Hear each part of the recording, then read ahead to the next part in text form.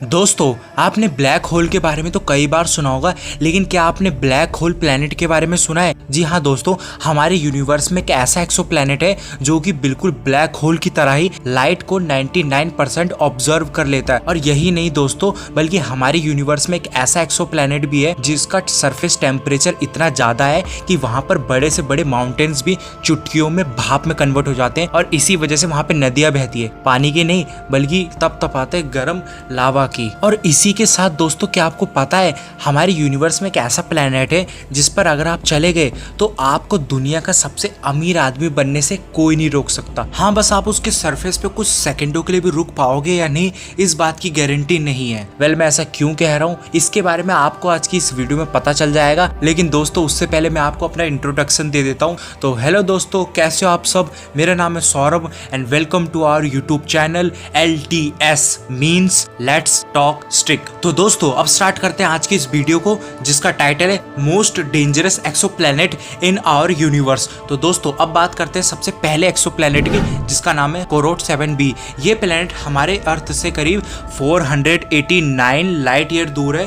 और दोस्तों, क्या आपको पता है इस प्लैनेट का जो सरफेस टेम्परेचर है वो इतना ज्यादा है कि यहाँ पर लिटरली लावा की नदियां बहती है। और यही नहीं दोस्तों, बल्कि इस प्लैनेट पर पत्थरों की बारिश होती है, वो भी लाइट की 10% स्पीड से। दोस्तों, आप सोच रहे होंगे कि आखिर इस प्लैनेट पर ऐसा क्यों होता है। तो दोस्तों, इसके पीछे रीजन है इसके और इसके होस्ट स्टार के बीच की दूरी। क्योंकि दोस्तों, जहां हमारे अर्थ को सन का पूरा चक्कर लगाने में करीब 365 दिन 6 घंटे और 9 मिनट का समय लगता है, वहीं कोरोट 7b को अपने होस्ट स्टार का पूरा ऑर्बिट करने में सिर्फ 20 घंटे यानी 0.9 डेज का समय लगता है। और ऐसा इसलिए है क्योंकि कोरोट 7b हमारे अर्थ के कंपैरिजन में अपने होस्ट स्टार के 16 टाइम्स ज्यादा क्लोज है, और इसका होस्ट स्टार हमारे सन के कंपैरिजन में 316 टाइम्स ज्यादा बड़ा है। और इसी के साथ दोस्तों, ये जो कोरोट 7b है, ये हमारे मून की तरह अपने होस्ट स्टार से टाइडली लॉक हो रखा है, जिसकी वजह से इसकी एक साइड हमेशा डे और दूसरी साइड हमेशा नाइट होती है, जिस वजह से इसकी एक साइड एक्सट्रीम हॉट और दूसरी साइड एक्सट्रीम कोल्ड रहती है। और यही वजह है कि इस प्लैनेट पर पत्थरों की बारिश होती है। क्योंकि दोस्तों, जब इसके डे वाली साइड का लावा बहुत ज्यादा गर्म हो जाता है, तब वो क्लाउड में कन्वर्ट हो जाता है, और जब वो लावा क्लाउड में कन्वर्ट होता है तो वो जब ठंडा होता है तो उससे कोई पानी की बारिश नहीं बल्कि गरम गरम पत्थरों की बारिश होती है, और वो भी लाइट की 10% स्पीड से। और इन्हीं सब चीजों की वजह से कोरोट 7b एक काफी ज्यादा डेंजरस एंड हॉट प्लैनेट बन जाता है।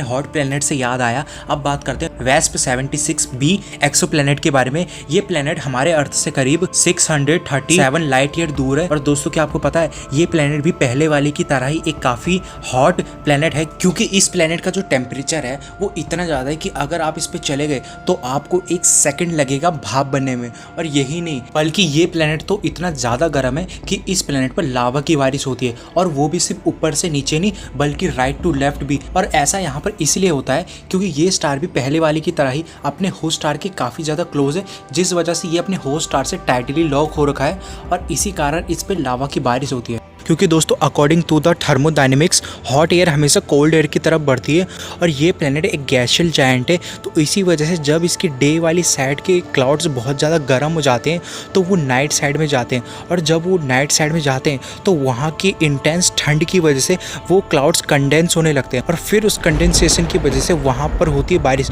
और क्योंकि दोस्तों, वो जो क्लाउड्स हैं वो मेटल के होते हैं, तो इसीलिए जो वो बारिश होती है वो कोई पानी की नहीं बल्कि लावा की बारिश होती है। और उन एक एक बूंद का जो टेम्परेचर होता है वो 2400 सेल्सियस का होता है, जो कि काफ़ी ज़्यादा है। और क्योंकि दोस्तों, ये प्लैनेट एक गैसियल जायंट है, तो इसीलिए वो बारिश सिर्फ ऊपर से नीचे नहीं बल्कि राइट टू लेफ्ट यानी किधर से भी आ जाती है, और इसी वजह से ये प्लैनेट भी एक काफ़ी ज़्यादा डेंजरस एंड हॉट प्लैनेट है। तो दोस्तों, ये तो दो बहुत ही हॉटेस्ट प्लैनेट है। अब बात करते हैं काफ़ी ज़्यादा इंटरेस्टिंग एंड मिस्टीरियस प्लैनेट के बारे में, जिसका नाम है J1407b।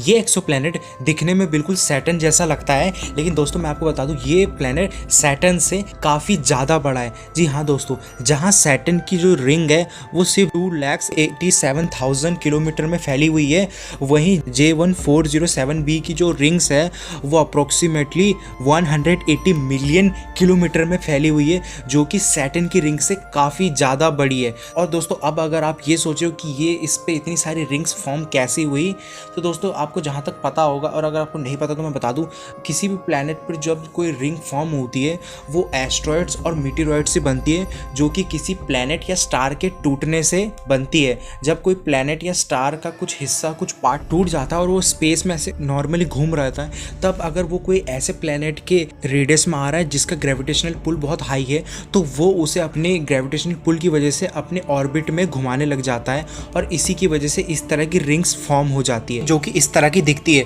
और यही चीज इस प्लैनेट पर भी हो सकती है। अब मैं हो सकती है क्यों बोल रहा हूँ, क्योंकि दोस्तों जब साइंटिस्टों ने इस प्लैनेट पर रिसर्च करी तो उन्हें ये पता चला कि ये प्लैनेट तो कब का विलुप्त हो जाता, लेकिन अभी तक नहीं हुआ। और जब उन्होंने उस पर और डीप स्टडी करी तो उन्हें ये पता चला कि इसकी रिंग्स की वजह से शायद ये प्लैनेट अभी तक जिंदा है। और ऐसा क्यों? क्योंकि दोस्तों जब किसी प्लैनेट पर बहुत सारी रिंग्स फॉर्म हो जाती है तो वो प्लैनेट की उसके होस्ट स्टार से दूरी बढ़ती रहती है, जिस वजह से वो दिन ब दिन अपने होस्ट स्टार से दूर होता जाता है। और शायद दोस्तों इस प्लैनेट का भी यही रीजन हो कि अभी तक बचा हुआ है। वेल दोस्तों, रियल चीज क्या है जिस वजह से ये प्लैनेट अभी तक बचा हुआ है, ये तो अभी साइंटिस्टों को भी नहीं पता है, लेकिन वो इस पर काफी रिसर्च कर रहे हैं और हो सकता है आने वाले समय में हमें पता चले कि इस प्लैनेट की इतनी सारी रिंग्स कैसे बन गई और ये अभी तक कैसे बच रखा है। ये तो हमें आने वाले समय में पता चल जाएगा।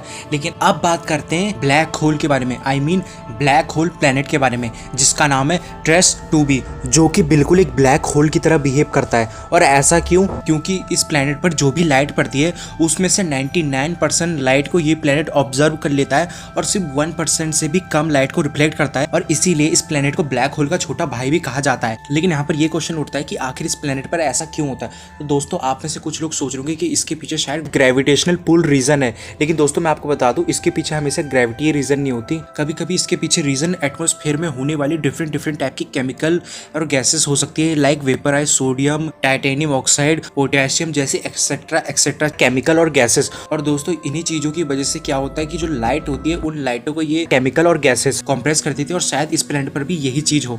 लेकिन दोस्तों यहीं पर एक बहुत ही वियर्ड चीज है कि जब साइंटिस्टों ने इस प्लैनेट पर रिसर्च करी तो उन्हें ये पता चला कि इस तरह के केमिकल और गैसेस तो इस प्लैनेट पर है, लेकिन वो इतनी ज्यादा मात्रा में नहीं है कि जिसकी वजह से ये प्लैनेट लाइट को 99% ऑब्जर्व कर ले। और यहीं पे दोस्तों एक बहुत ही वियर्ड चीज उठती है कि आखिर इस प्लैनेट पर ऐसा क्या है जिसकी वजह से ये प्लैनेट लाइट को 99% ऑब्जर्व कर लेता है। वेल दोस्तों इसके पीछे क्या रीजन है क्या नहीं, ये तो हमारे सुपर इंटेलिजेंट साइंटिस्ट पता लगा लेंगे। लेकिन अभी हम जंप करते हैं अपने last but not the least planet पर, जिसका नाम है 55 कैंक्री ई, जिसे द डायमंड प्लैनेट भी कहते हैं। अब ऐसा क्यों? क्योंकि दोस्तों इस प्लैनेट पर आपको डायमंड ऐसे मिलेंगे जैसे वो डायमंड नहीं बल्कि सॉइल हो, और वो आपको जगह जगह पर मिल जाएंगे। इसके अलावा इसकी जो कोर है वो भी डायमंड की बनी हुई है। अब दोस्तों आप ये सोच रहे होंगे कि आखिर इस प्लैनेट पर इतने सारे डायमंड कैसे हैं और इसकी इनर कोर डायमंड की कैसी बनी हुई है। तो दोस्तों अगर आपको पता नहीं है तो मैं आपको बता दूं, एक डायमंड को बनने के लिए दो चीजों की जरूरत होती है, फर्स्ट हाई टेम्परेचर और प्रेशर, एंड सेकंड कार्बन। और यही दोनों चीजें इस प्लैनेट पर अच्छी खासी मात्रा में मौजूद है।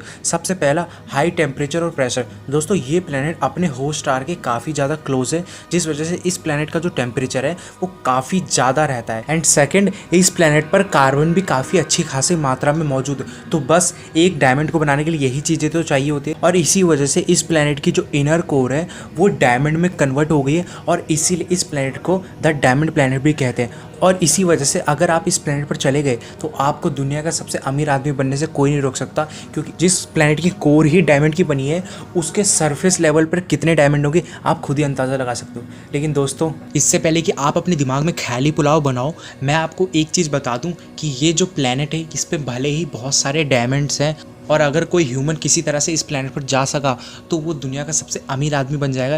लेकिन दोस्तों एक बात मैं और बता दूं कि अगर वो इंसान इस प्लैनेट पर गया तो जितनी तेज़ी से उसने सोचा था कि इस प्लैनेट पर जाकर दुनिया का सबसे अमीर आदमी बन जाऊंगा, उससे भी कम सेकंड में वो इस प्लैनेट पर जाकर भाप बन जाएगा। क्योंकि इस प्लैनेट का जो सरफेस टेम्परेचर है वो 4900 डिग्री फ़ारेनहाइट का है, जो कि इतना है कि इंसान तो इंसान, बड़े से बड़ा माउंटेन भी चुटकियों में भाप बन जाएगा। और दोस्तों मान लेते हैं कि अगर उसने कोई ऐसा सूट बना भी दिया जिसमें इतने इंटेंस टेम्परेचर का असर नहीं हुआ, तो भी दोस्तों ये जो प्लेनेट है वो हमारे अर्थ से काफ़ी ज़्यादा दूर है, आई मीन 14 लाइट ईयर दूर है, जो कि इतना दूर है कि आपके बच्चे के बच्चे के बच्चे हो जाएंगे, लेकिन फिर भी आप उस प्लेनेट पर नहीं पहुंच पाओगे। तो इसलिए दोस्तों अभी के लिए तो आपका ये सपना पूरा होना बिल्कुल भी पॉसिबल नहीं है कि इस प्लेनेट पर जाकर दुनिया का सबसे अमीर आदमी बन जाए। लेकिन दोस्तों एक चीज़ है जो हम आपकी पूरी कर सकते हैं, और वो है साइंस एंड टेक्नोलॉजी की नॉलेज, जो कि आपको हमारे इस चैनल पर मिलेगी, क्योंकि इस चैनल पर हम साइंस एंड टेक्नोलॉजी से रिलेटेड टॉपिक्स पे वीडियो बनाते हैं और वो भी एंटरटेनमेंट के साथ,